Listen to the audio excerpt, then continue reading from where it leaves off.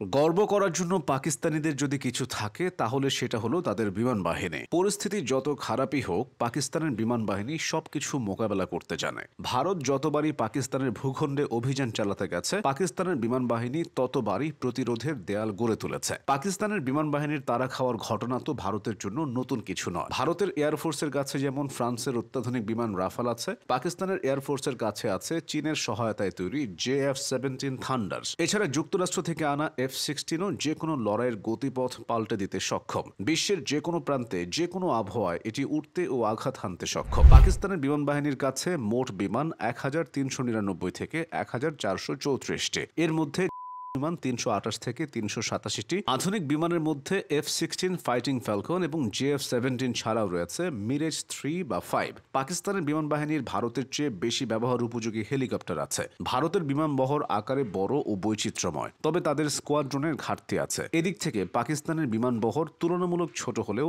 আধুনিকায়ন হচ্ছে। পাকিস্তানের AEW&C সুবিধা বাড়তি নজরদারিতে ব্যবহার করা হয়। পাকিস্তানের এয়ারফোর্সে আরও রয়েছে 64টি পরিবহন বিমান, আছে 565টি প্রশিক্ষণ বিমান, 4টি রিফুয়েলিং ট্যাঙ্কার এবং 430টি হেলিকপ্টার, যার মধ্যে 57টি আক্রমণাত্মক হেলিকপ্টার। 10 থেকে 11 ধরনের ভিন্ন ব্র্যান্ড বা মডেলের ড্রোন রয়েছে পাকিস্তানের হাতে। পাকিস্তানের নিজস্ব তৈরি ড্রোনের মধ্যে আছে শাহপার 1, 2, 3, বুরাক এবং উকাপ। শাহপার 3 মাঝারি উচ্চতায় 30 ঘন্টা উঠতে পারে এবং ভারী বস্তু বহনে সক্ষম। পাকিস্তান মূলত তুরস্ক এবং চীন থেকে ড্রোন আমদানি করে। শুধু তাই না, পাকিস্তান জার্মানি এবং ইতালি থেকেও ড্রোন কিনেছে। সামরিক সরঞ্জাম ছাড়াও পাকিস্তানের বিমান বাহিনীর সক্রিয়তা বেশ চোখে পড়ার মতো। তাদের সামরিক বিমান ঘাঁটির সংখ্যা মোট 116টি। পাকিস্তান বিমান বাহিনীকে সংক্ষেপে PAF বলা হয়। এটি দেশটির অন্যতম প্রধান সামরিক বাহিনী, যেটি তাদের আকাশপথে নিরাপত্তা নিশ্চিত করে। এই বাহিনী 1947 সালে দেশটির স্বাধীনতার সময় থেকেই কার্যক্রম শুরু করে এবং সময়ের সঙ্গে সঙ্গে আধুনিক বিমান প্রশিক্ষণ ব্যবস্থাপনা এবং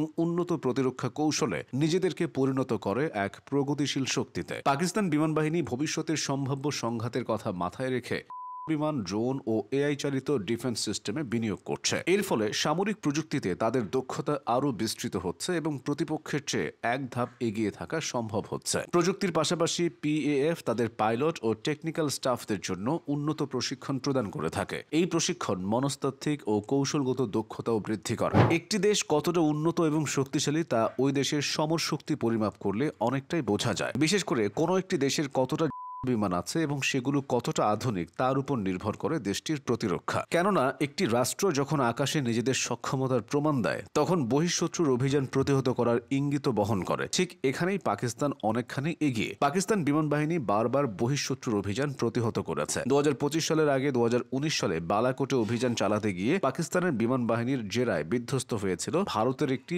MiG-21 ফাইটার জেট। পরে আটক করা হয়েছিল উইং কমান্ডারকে। এই ঘটনার ঠিক 6 বছর পর আবারও ঘটল পুনরাবৃত্তি। 2025 সালের মে মাসের শুরুতে পাকিস্তানের বিমানের ধাওয়া খেয়ে লাইন অফ কন্ট্রোল থেকে পালায় ভারতের 4টি রাফাল ফাইটার জেট। পরে জানা যায় আকাশ প্রতিরক্ষা ব্যবস্থার মাধ্যমে যানগুলো রাডার জ্যাম করায় যোগাযোগ বিচ্ছিন্ন হয়ে পড়ে সেগুলো। তবে ঘটনা যাই হোক, পাকিস্তানের বিমান বাহিনীর কাছে নাস্তানুবোধ হওয়ার বিষয়টি উড়িয়ে দেওয়া যায় না। সামরিক দিক থেকে এগিয়ে থাকলেও আকাশ প্রতিরক্ষায় ভারত কৌশল আর বুদ্ধিতে পাকিস্তানের থেকে পিছিয়ে আছে। অন্তত পাকিস্তানের বিমান বাহিনীর সক্ষমতা সেটাই বলছে।